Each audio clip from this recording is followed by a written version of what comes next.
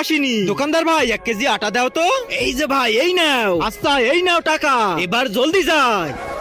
আরে শালা, আসার সময় তো কাদার ভিতর জুতা সহ পা আটকে গেছিল, আবার জুতো খুলতে হবে, কি যে করি। আমাকে এবার বুদ্ধি কাজে লাগাতে হবে। কোনোভাবেই আমি এই জুতা খুলে কাদার ভিতর যেতে পারবো না। এবার এমন জিনিস করব না, কোনোভাবেই জুতা পা থেকে খুলবে না। এই সুপারগুলো আঠা দিয়ে পায়ের সাথে জুতা সুন্দরভাবে লাগাতে হবে। এবার দেখবো পা থেকে জুতা কি করে খুলে যায়।